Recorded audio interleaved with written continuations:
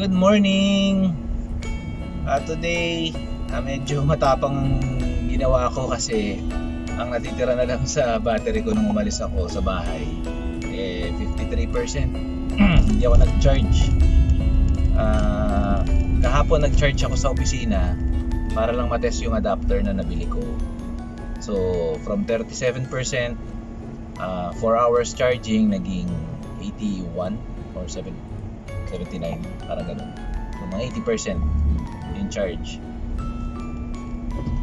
Kaya ngayon, nararamdaman ko na yung range anxiety kasi ang natitira na lang sa akin ay 27% or 45 km range. Kung uuwi ako mamaya, ang distance na travel ko, pag dumaan ako ng C5, nasa 35 kilometers, 32 to 35 kilometers. So sagad na sagad to. Pag gumamit ako ng aircon, definitely may loss tayo niyan, kaya talagang baka ma-zero to kung hindi ako mag-charge, which is ayaw natin mangyari kasi una nakakatakot yun, baka magka-problema ka pa sa daan, and pangalawa masama sa baterya kung lagi mong gagawin yun. Pero since nakabili na nga ako ng type 2 to GBT adapter kahapon ko na test, dumating siya 3 days ago.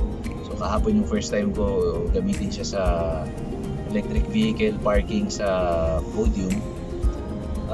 Okay naman, gumana naman siya. So ngayon i-test natin ng mga 7 to 8 hour charging time.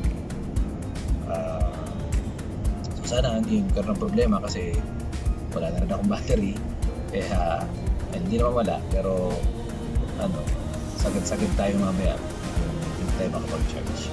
And anyway, balikan ko kayo pagka nandun na tayo sa may parking. Pakita natin kung paano i-charge using yung electric vehicle parking slot sa mga malls. Pare-parehas naman yun sa, usually sa SM malls, pare-parehas yung nila. Type 2 naman yung plug.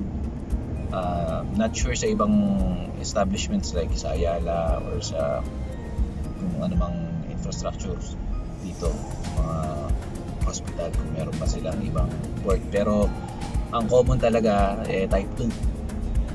Okay, so ito, tatawid na ako ng Shaw Boulevard Crossing. Malapit-lapit na tayo sa opisina, kaya babalik na lang tayo.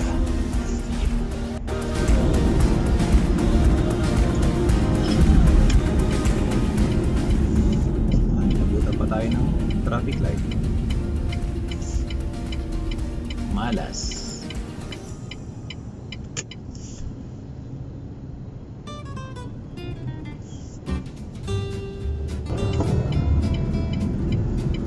Let's go.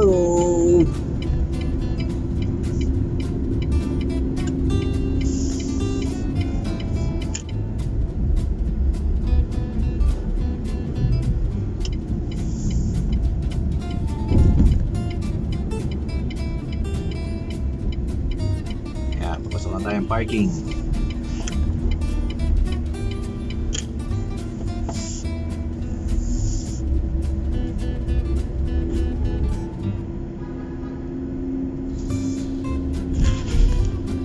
Si Kuya Guard, the usual check-up ng car. Pero since kakilala na niya ako, kilala na niya itong kotse, diretso na tayo, sabi niya.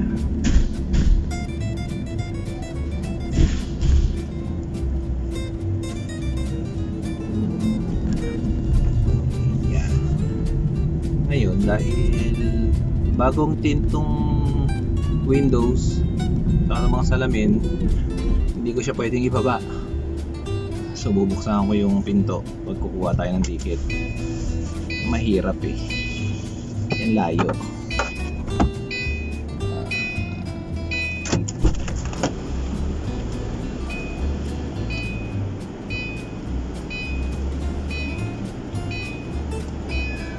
Yun, nakakuha na akong ticket.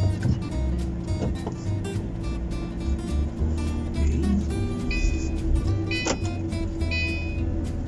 Yun na yung seatbelt. Tinanggal ko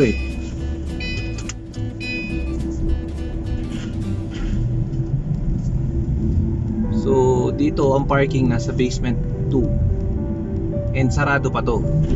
Pero dahil EV tayo, nagpaalam ako dati sa guard, sabi tanggalin lang daw yung barricade. So tatanggalin ko lang yung barricade.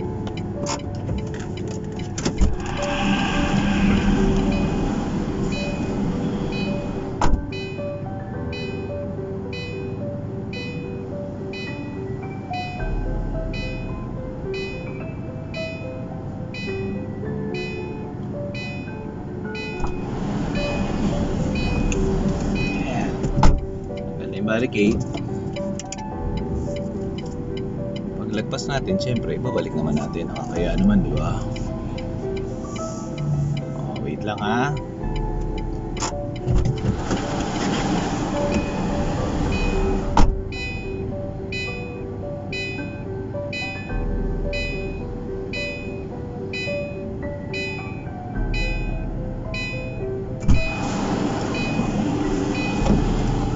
Ayun, hiningal ako. Ang bigat pala niya, di ba? May tubig eh. May lamang tubig yung ano. Ayan. Ito si Ate Guard. Ito na yung charging station nila. So, tayo pa lang nandito, wala pang tao.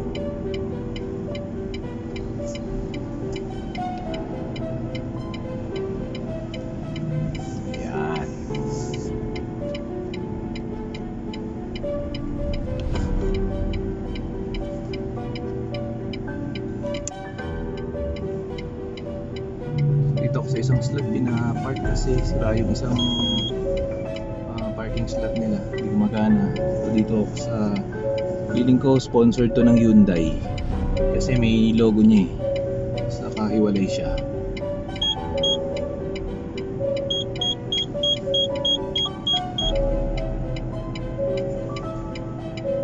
Ay pa ba ako?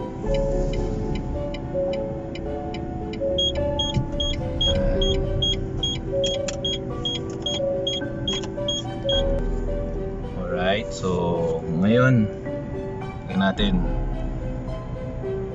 Ang charge ko na lang ay 24% or 40 km range. Tinakbo ko kanina 40.5 kilometers. So magcha-charge tayo ngayon. Ang oras ngayon ay 9 o'clock.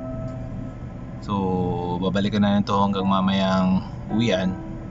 Tapos tingnan natin kung ano yung state of charge niya, kung makaka full charge pa tayo or anumang status na 90% or something. Pero feeling ko ano na yan, full charge na yan kasi based dun sa mga ano ko, charge ko, parang mga 10% per hour ang ano niya, nasa charge sa kanya, charging time niya. So sige, ayan, kunin ko lang yung adapter. Ano yung adapter ko?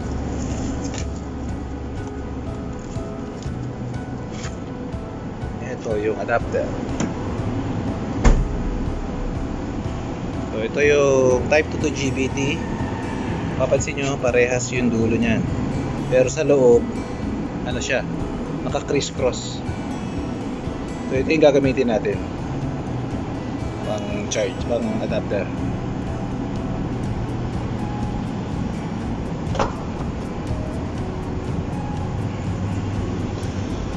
So pag i-charge lang, wait lang, may nakalimutan tayo. Kunin ko muna yung susi, no?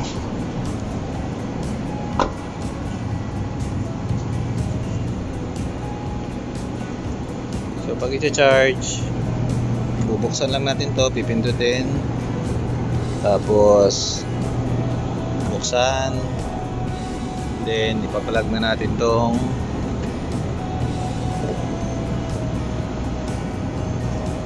yan, and then kunin natin to wall box, and saksak. Ayan, checkin natin dito. Ayan, nag-charge na siya. Alright. Okay.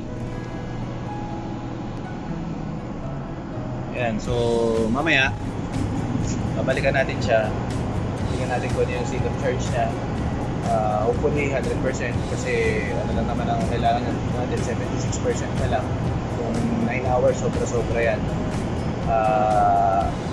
Tapos yung gagamit natin yan bukas, papasok. Tsaka, pauwi mamaya, mga gamit na natin, papasok, tsaka pauwi ulit.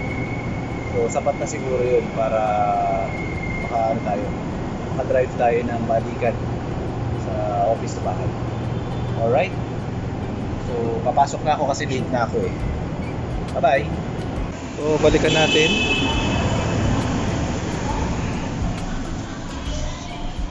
Ayan, lunch time. Ang charge ay 63%. 12:52 na. So, mga 4 hours na. Almost 4 hours. From 24% naging 63%. Mamaya, balikan natin pag-uwi. Alright. So, uwian na. Check na natin kung ano ng charge status ni Wuling. Siyempre, naiwan ako yung susi ko.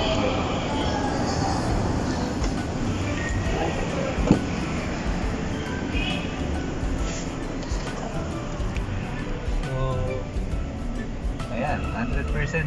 100%. Tanggalin na natin.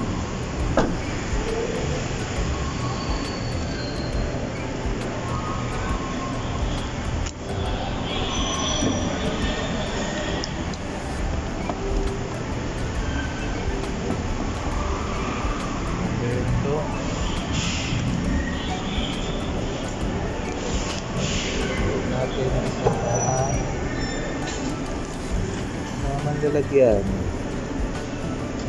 sa box.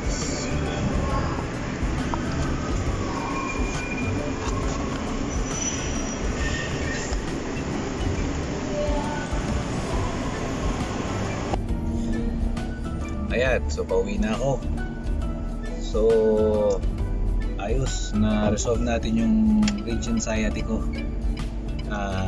Summarize ko lang yung ginawa ko ngayong araw.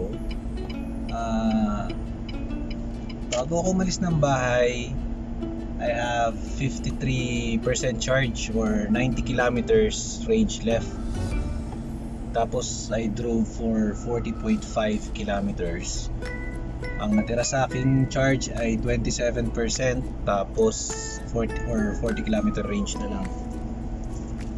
So actually I lost 9.5 kilometers sa range dahil yan sa AC, tsaka yung traffic condition natin, medyo traffic kanina before Magallanes hanggang EDSA na, hanggang Guadalupe. So yun, nakabawas yun ng ng range natin. Medyo kinabahan din talaga ako kanina kasi yan, yung natira nga sa akin kanina 40 kilometers na lang. Ang bahay ko nasa 35 to 37 kilometers from Ortigas to Pasita. Tapos kung 40 na lang yung natitira dun sa range ko, baka hindi ako umabot kasi syempre hindi natin alam kung may traffic kasi kung ma-traffic ako ng more than 2 hours, di siguradong magkukulang na yung range ko. So ang natutunan ko dito, number 1, always plan your commute route. Check the distance ng ita-travel nyo. So in my case, 35 kilometers na lang ang one way ko. So round trip is 70 kilometers. So palagay ko ang the least na range na dapat tinitira ko kung babiyahe ako sa Manila or dito sa Ortigas from my house, dapat times 3 ng one way. So kung 35, around 105 kilometers left pa dapat para safe.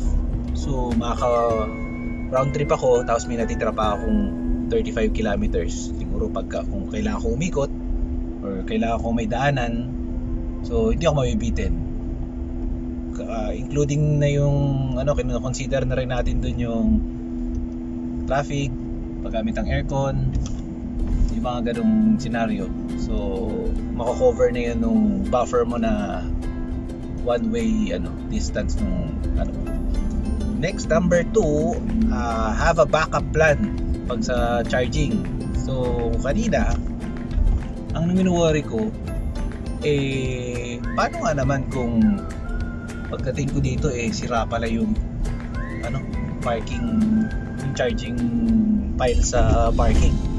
Hindi natin masahan, sira pala yung o kaya hindi gumana yung adapter ko, so hindi ako makapag-charge.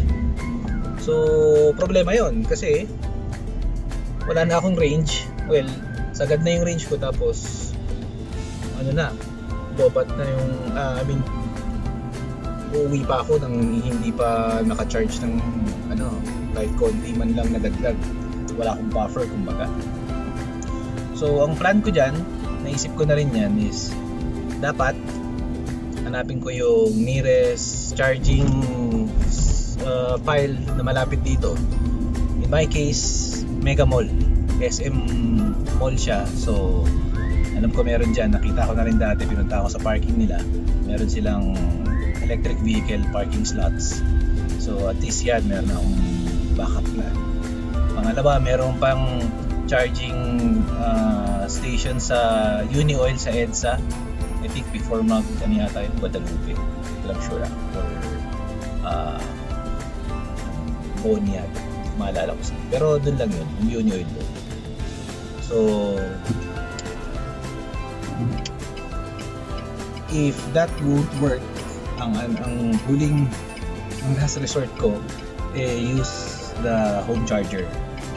So ang gagawin ko doon, maghahanap ako ng bahay or condo ng kaibigan or kung sino man malapit dito, or even establishment, siguro 7-Eleven or kung ano man na pwedeng pag-charge yan. Pero yun ay worst case scenario na yan. So basta dapat meron kang backup plan para hindi ka problema. Dapat planado mo lagi. Yan ang isa sa pag may EV ka, yung range anxiety talaga. Totoo yan. Kasi pag gas naman, alam mo naman yung 1/4 na fuel mo na lang, malayo pa mararating sa yan. So makakapagpagas ka pa, mahaba pa yung alin. Di ba na lang ako nagbiblink na, di ba? So dito kasi kita mo talaga yung numbers, yung total range, kasi actually accurate talaga yung niya sobrang accurate nung pinapakita niya sa yung kilometer left dun sa range mo. Accurate naman siya. Yun. And lastly, number 3, do not forget to bring your home charger, and most especially yung adapter. Kasi if in case nga na malobat ka, at least meron kang hawak na pan-charge. Kasi kung naman, makakita ka nga ng charging station tapos wala ka namang adapter or charger, di baliwala, di ba? So yun yung mga natutunan ko ngayon. Yung 3 lang, alam ko marami pa, pero hindi ko na gagawin ulit yun kasi 90 kilometers lang yung natira. Sagad-sagad pala yun kasi nga may kailangan natin i-consider yung lost range due to traffic tsaka sa aircon. Pero good to know kasi at least meron na tayong ngayon, baseline. At least pagka may 100 kilometers ako, confident na ako na makakapunta ako sa office at makakauwi at may tira pa yun. Actually kaya pa yun ng na umikot-ikot pa ako dito kung may dadaanan ako.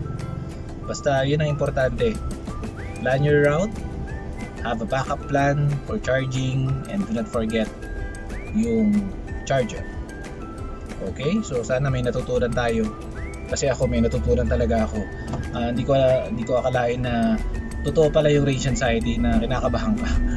Pero na-resolve naman, kaya masaya na ako. Okay, so have a good night and please like and subscribe. Bye bye.